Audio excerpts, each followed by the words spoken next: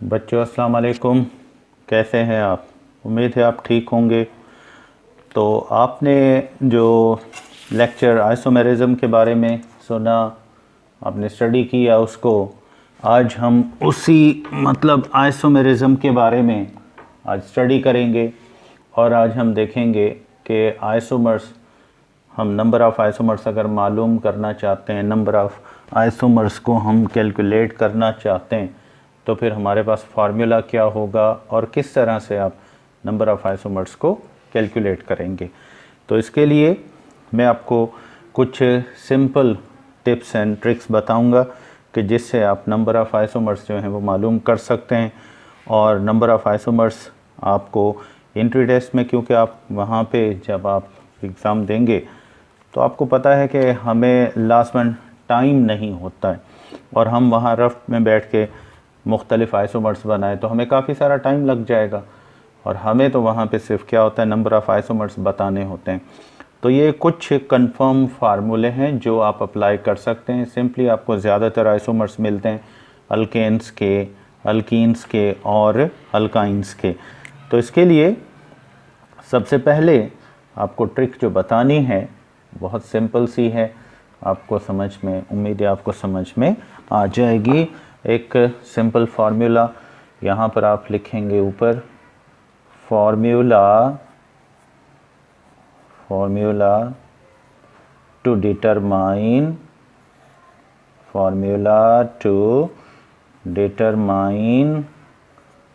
Number of isomers of alkanes. यानी अगर हम अल्केन्स के नंबर ऑफ़ आइसोमर्स मालूम करना चाहते हैं तो फिर ये हम कैसे मालूम करेंगे, इसको हम देखते हैं। याद रखें, यहाँ पर आप सिंपल फार्मूला अप्लाई कर सकते हैं, वो है 2n-4 + 1। ये होगा फार्मूला 2n-4 + 1। यहाँ पर n जो है वो किसको ज़ाहिर कर रहा है, नंबर ऑफ कार्बन एटम्स को। किसको ज़ाहिर कर रहा है, नंबर ऑफ कार्बन एटम्स को ये ज़ाहिर कर रहा है। ठीक है, तो हम यहाँ पर कुछ ऐसे अल्केन्स के मेंबर हैं, जैसे आपको पता है CH4 जो है ये मीथेन का क्या है, मॉलिक्यूल है। मीथेन के मॉलिक्यूल्स के हिसाब से अगर हम देखें तो उस हिसाब से इसके नंबर ऑफ़ आइसोमर्स कितने होने चाहिए। तो आप यहाँ पर याद रखें, नंबर ऑफ़ आइसोमर्स मीथेन के यानी कि 1, एक ही होगा बस जो उसका है। उसके बाद नंबर 2 आप लेंगे ईथेन, C2H6, जिसको आप जनरली क्या कहते हैं, ईथेन कहते हैं। तो ईथेन के नंबर ऑफ़ आइसोमर्स अगर हम देखें तो ये भी 1। ठीक है, और उसके बाद अगर हम प्रोपेन के देखें तो प्रोपेन के भी नंबर ऑफ़ आइसोमर्स अगर आप कैलकुलेट करेंगे तो ये हो जाएंगे, जहाँ पर एक ही होगा नंबर ऑफ़ आइसोमर। ठीक है, प्रोपेन में नंबर ऑफ़ आइसोमर कितने हो जाएंगे, ये 1 होगा। अब यहाँ तक इन सब के एक ही हैं, मतलब कितने हैं, ये टोटल 3 मॉलिक्यूल्स हैं जिनके 1 बन रहे हैं। मैं अब आपको बताऊंगा कि किस तरह ये नंबर ऑफ़ आइसोमर्स यहाँ पर 1 होंगे और कौन सा जो आपको फार्मूला भी बताया है इसी के मुताबिक आप इसको कैलकुलेट करेंगे। ठीक है, देखते हैं। नोट कर लिया होगा आपने, मैं एक दफ़ा फिर आपको ये थोड़ा सा दिखा रहा हूँ ताकि आप इसको नोट कर लें। कर लिया आपने? चलें, अब आते हैं कि नंबर ऑफ़ आइसोमर्स जब आप मालूम करेंगे तो इसमें आपको क्या करना पड़ेगा। यहाँ पर ये फार्मूला अप्लाई करते हैं। फ़र्ज़ करें, एग्ज़ाम्पल ले लेते हैं किसका, मीथेन का, CH4 पर हमने ये फार्मूला अप्लाई किया तो यहाँ n = कितना है, 1 है। ठीक है। अब n इज इक्वल टू 1 है तो इसका मतलब है फार्मूला हमारे पास है 2n माइनस 4 और प्लस क्या है 1 है, ठीक है। तो अब देखते हैं 2 यहाँ पर आपने 1 माइनस 4 किया और प्लस क्या किया 1, प्लस क्या किया आपने 1 किया, तो ये आपका आंसर कितना आएगा, ये आएगा -3 और फिर +1 आप करेंगे तो आपको पता है आपका आंसर कितना हो जाएगा, ये आपका आंसर हो जाएगा -2 के बराबर। जब भी आपका आंसर माइनस में आ रहा है, किस में आ रहा है, माइनस में आ रहा है, तो समझ लें कि यहाँ पर इसको आप क्या करेंगे, बस ये समझ लें कि इसके नो आइसोमर्स, ठीक है। अगर आंसर आपका किस में आ रहा है, किस में आ रहा है आपका आंसर, माइनस में आ रहा है। अब माइनस आपको पता है कि ये जनरली पावर जितना भी आपके पास है ये -2 था, तो इसको आपने किया तो आपका आंसर कितना आ गया, -2। तो माइनस आपका आंसर आता है तो फिर आप समझ लें कि जी। तो अब इस फार्मूले को हम अप्लाई करते हैं। यहाँ पे मैं थोड़ा सा आपको बताता जाऊँ कि अगर आपके पास इसका फार्मूले का आंसर या इसमें 2 का पावर माइनस में आ जाए तो आप याद रखिएगा यहाँ आप उसका आम तौर पर आंसर 0 लेंगे। अब देखें एग्ज़ाम्पल हम लेते हैं, मीथेन से हम शुरू करते हैं। फॉर एग्ज़ाम्पल आपने मीथेन के नंबर ऑफ़ आइसोमर्स बनाने, तो आपको पता मीथेन CH4 ये हमने लिखा। तो अब ये मीथेन जो है इसके लिए n इज इक्वल टू आप कितना लेंगे, n इज इक्वल टू आपने लिया 1। चलें अब आप फार्मूला अप्लाई करते हैं, तो फार्मूला आपके पास है 2n माइनस 4 प्लस 1 ये है। तो आपको पता है कि यहाँ पर आपने वैल्यू जो रखी है वो n की 1 रखनी है, -4 किया और प्लस करना है 1। तो अब देखो यहाँ पर आंसर आपको 2 का पावर जो है वो कितना मिल रहा है, 2 का पावर आपको मिल रहा है -3। ये माइनस में हो या पावर इसका 0 हो तो इसको 0 कंसिडर करना है। क्या करना है, 0 कंसिडर करना है। तो अब देखो इसको आपने नेगेटिव पावर है तो आपने इसको 0 करके रखना है, इवन 0 हो तब भी 0 करके रखना है। तो ये +1। अब आप ये बताएं कि इसके नंबर ऑफ़ आइसोमर कितने होंगे, बस वही एक जो मैंने आपको बताया था एक्चुअल जो उसका है वो हो जाएगा। इसी तरीके से अगर हम सेकंड मॉलिक्यूल लेते हैं तो वो है इथेन का C2H6। तो यहाँ पर आपने फार्मूला अप्लाई किया 2 और n की वैल्यू आपको पता है यहाँ पर 2 होगी, तो अब आपने रखा 2 माइनस 4 प्लस 1 कर दिया आपने। तो अब देखें कितना बनता है, ये हो जाएगा 2 माइनस 2 और प्लस 1 कर देंगे। तो आपको पता है यहाँ इसका माइनस में पावर है, हमने 0 कर दिया, यहाँ रख दिया 1। तो यहाँ पर भी इसका मॉलिक्यूलर फार्मूला के मुताबिक 1 हो गया। चले अब उसके बाद नेक्स्ट पे अगर आप आते हैं तो C3H8 है। तो यहाँ पर भी आपने सेम तरीका किया और आपने वैल्यू पुट की, ठीक है 2।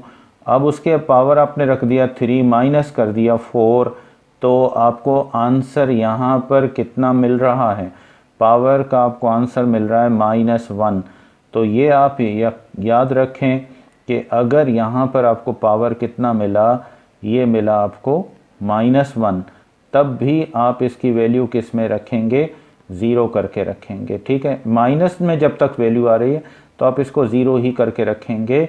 अगर 0 आ जाए तो फिर हम उसको अक्सर 10 पावर 0 कर दें तो 1 हो जाता है। तो इसीलिए हम अगर किसी भी डिजिट का पावर 0 कर दें तो वो ही रहता है जो उसका बेस होता है। पहले मैंने आपको थोड़ा बताया कि आपने इसको 0 करना है, 0 नहीं करना। नेगेटिव वैल्यू तब 0 रखना है, नेगेटिव है तो तब आपने 0 रखना है। चले अब इसका मतलब है कि यहाँ नंबर ऑफ़ आइसोमर्स मीथेन के, नंबर ऑफ़ आइसोमर्स इथेन के और नंबर ऑफ़ आइसोमर्स प्रोपेन के, ये कितने हो जाएंगे, ये हो जाएंगे एक ही रहेगा, नो फर्दर आइसोमर्स। अगर आप कहें तो इसको आप नो आइसोमर्स लिखें, आप लिख सकते हैं, कोई हर्ज नहीं है। चलें ये क्लियर हो गया।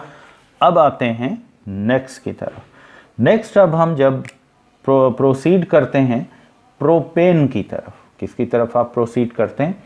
प्रोपेन की तरफ जब आप प्रोसीड करते हैं तो आपको पता है कि प्रोपेन जो है ये आमतौर पर फॉर ब्यूटेन। अब हम प्रोसीड करेंगे ब्यूटेन की तरफ। देखते हैं ब्यूटेन के कितने आइसोमर्स होंगे। तो ये C4H कितना है? 10। यहाँ पर N वैल्यू आपको पता है कितनी है? 4। फार्मूला आपके पास है 2, ठीक है, 4 - 4 + 1। तो आपने किया 2 का पावर कितना आ गया? 0। 2 का पावर अगर 0 है तो याद रखें कि ये 2 ही, मतलब इसको आप 1 कंसीडर, पावर 0 हो तो आप इसको क्या लिखेंगे? 1 + 1 कर दिया। तो आंसर आपको क्या मिला? आंसर मिला 2 आइसोमर्स। कितने आइसोमर्स बनेंगे? याद रखें कि आइसोमर्स यहाँ पर जो होंगे वो कितने होंगे? 2 आइसोमर्स होंगे। चले हम बना के देखते हैं कि इसके आइसोमर्स कितने बनेंगे। ये देखो 1CH3 कंडेंस फार्मूला आता है ना आपको, CH2, ठीक है, और उसके बाद CH2 और ये क्या कर दिया आपने? CH3। तो ये हो गया एक आइसोमर जिसको आप कहते हैं N ब्यूटेन। क्या कहते हैं आप इसको? N butane. अब आते हैं नेक्स्ट, एक और आइसोमर इसका कौन सा बनेगा अभी देखते हैं इसमें। तो देखें CH3 कर दिया आपने, फिर आपने लिख दिया CH, यहाँ पर आपने ब्रांच रख दी मिथाइल की, और फिर CH2 कर दिया। ये हो गए आपके 1 2 और ये लास्ट में आपने 3 ये रख दिया। तो अब इसको नंबरिंग कर लो भले, 1 2 3। इसको आप आइसोप्रोपेन भी कह सकते हैं, 2 मिथाइल, ठीक है, प्रोपेन भी कह सकते, सॉरी आइसोब्यूटेन आप इसको कह सकते हैं, आइसोब्यूटेन ये भी आप इसको कह सकते हैं, या फिर आयुपेक सिस्टम में आप इसको क्या नाम देंगे? 2 मिथाइल ब्यूटेन, क्या नाम, सॉरी 2 मिथाइल प्रोपेन, ये नाम आप इसको दे सकते हैं यहाँ से। तो इस तरह आप देखें ये फार्मूला अप्लाई करेंगे और इस फार्मूले से आप आइसोमर्स बना सकते हैं। किस किस के आप आइसोमर्स बना सकते हैं, कैलकुलेट कर सकते हैं इस फार्मूला के ज़रिए। याद रखिएगा ये आप फार्मूला अप टू 7 तक आप ले जा सकते हैं। 7 के बाद ये फार्मूला अप्लाई नहीं होगा, ठीक है। यानी ये लिख सकते हैं कि 2, ठीक है, N-4 + 1 ये अप्लाई होगा कहाँ तक? यानी ये एप्लीकेबल है, एप्लीकेबल होगा कहाँ तक? Up to N = 7। कहाँ तक एप्लीकेबल होगा? N = 7। यहाँ तक आप इसको अप्लाई कर सकते हैं, ठीक है। उसके बाद अगर हमने आगे जाना है फॉर, यानी अगर फ़र्ज़ करो आपको N = कितना मिलता है? 8 मिलता है, 8 मिलता है। तब आप क्या करेंगे? यहाँ पर फार्मूला आप लगाएंगे, पर फार्मूला कौन सा होगा? फार्मूला इज़ 2N - 4 + 2 कर दें। क्या कर दें? +2 कर दें, ठीक है।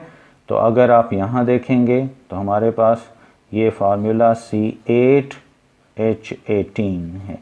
तो अब फार्मूला अप्लाई करो, 2N की वैल्यू कितनी है? 8 - 4 + 2 कर दिया, तो ये हो जाएगा 2 यानी कि 4 आपने माइनस कर दिया तो 2 पावर 4 हो जाएगा, प्लस कितना करोगे? 2 करोगे। तो अब देखो इसका मतलब 2 पावर 4 का मतलब होगा 2 × 2 × 2 एंड × 2, 1 2 3 4, 4 + 2 आपने ये कर दिया।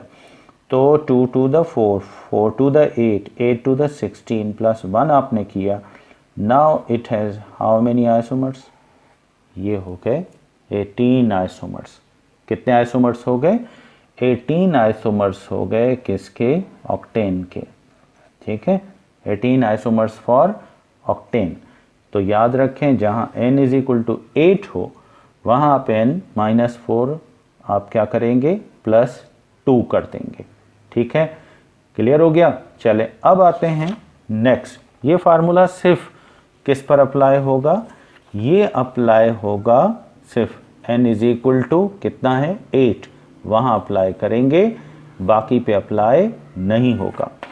अब आते हैं नेक्स्ट फॉर, जहाँ आपको ये वैल्यू मिलती है, और वैल्यू आपको कैसे मिलती है? For n is equal to 9, अगर 9 मिलता है तो फिर ये कितना होगा? फार्मूला आप यहाँ पर अगर n इज इक्वल टू 9 है, now we apply the same formula but we have to change the after plus, the value of after plus, that is 2n n minus 4 plus 3। तो आपने 3 करना है, 3 करना है।